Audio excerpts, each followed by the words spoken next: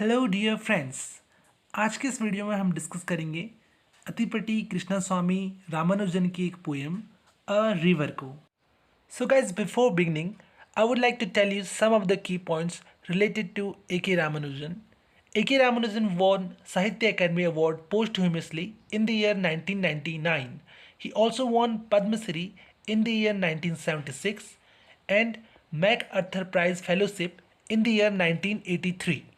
He has a notable work, The Second Sight, and this poem, A River, is published in the year 1965 in the collection The Striders, and the name of the river is Vagai River. In Madurai, city of temples and poets who sang of cities and temples. Madurai Tamil Nadu में पड़ता है।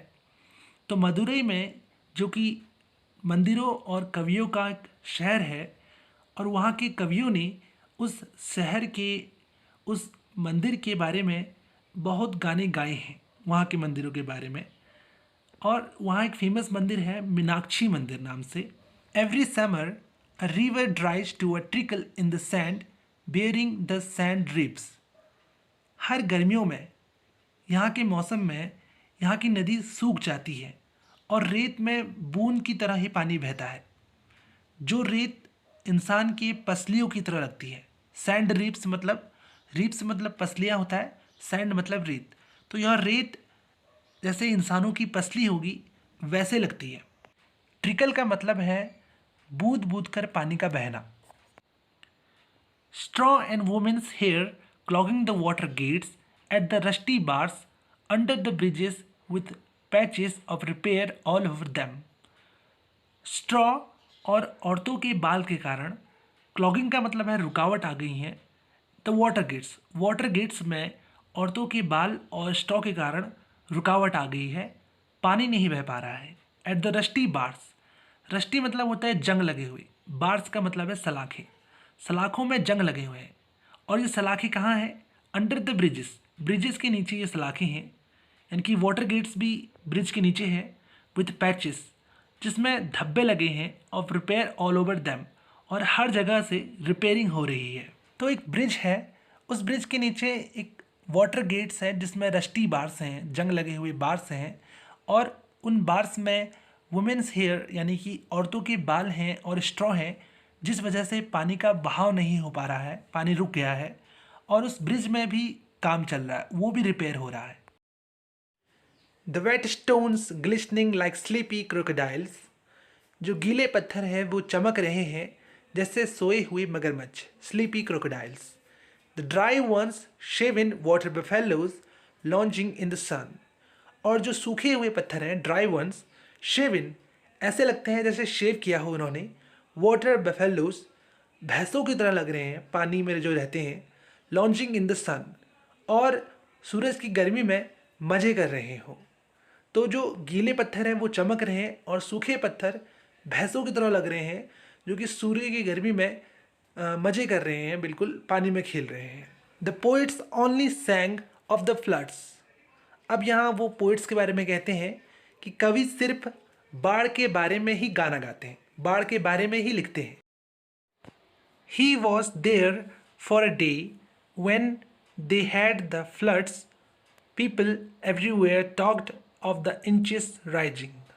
वह एक दिन के लिए वहाँ था। वह कौन?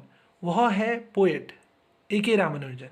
ही, when they had the floods, जब वहाँ बाढ़ आई हुई थी। People everywhere talked of the inches rising, और लोगों ने वहाँ, हर जगह लोग वहाँ सिर्फ बाढ़ के पानी के बारे में बात कर रहे थे कि पानी कितना ऊपर उठा। Of the precise number of cobbled steps run over by the water rising on the bathing places. Bathing places में जो पानी ऊपर उठ रहा था उसमें बहुत सारे कॉबल्ड यानी कि पत्थर उस पानी के साथ बह गए।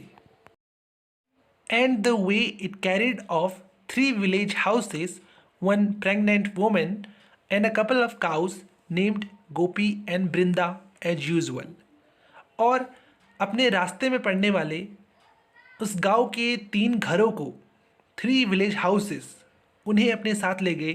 1 प्रेग्नेंट वोमन, उसे भी अपने साथ ले गए, and a couple of cows, और 2 गायों को भी अपने साथ ले गई जिनका नाम था गोपी और बृंदा। तो इस बाढ़ ने सब तबाह कर दिया। 3 घरों को अपने साथ ले गई, एक प्रेग्नेंट वुमेन को और 2 गाय जिनका नाम गोपी और बृंदा था। The new poets still quoted the old poets, but no one spoke in verse of the pregnant woman, drowned with perhaps twins in her, kicking at blank walls even before birth. तो यहाँ हमें ए K Ramanujan बताते हैं कि जो नए कवि हैं वे पुराने कवि को कोट्स करेंगे, पुराने कवियों को कोट्स करेंगे, उनके बारे में लिखेंगे, but no one spoke in verse, लेकिन कोई भी वर्स में हमें बताएगा नहीं उस प्रेग्नेंट वुमेन के बारे में, उस औरत के बारे में जो कि डूब गई वहाँ, और शायद जुड़वा बच्चों के साथ। Kicking at the blank walls even before birth. अब यहाँ उन बच्चों के बारे में बताया जाता है, उन बच्चों ने अब तक जन्म भी नहीं लिया और वे बच्चे भी कोशिश कर रहे हैं कि वो बाढ़ से बच जाएं।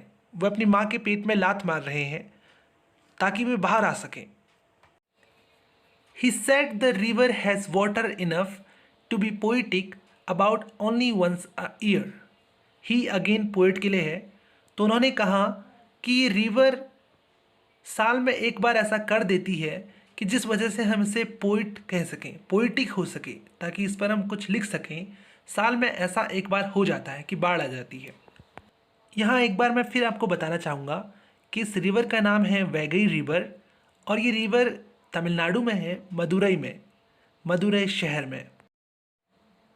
And then it carries away in the first half hour 3 village houses, a couple of cows named Gopi and Brinda. और फिर ये कैरी करती है अपने साथ पहले आधे घंटे में 3 घरों को उस गांव के, और 2 काव, कुछ काउस को अपने साथ ले जाती है, जैसे कि गोपी और बृंदा को, जो कि काव के नाम है। And 1 pregnant women expecting identical twins with no moles on their bodies with different colored diapers to tell them apart.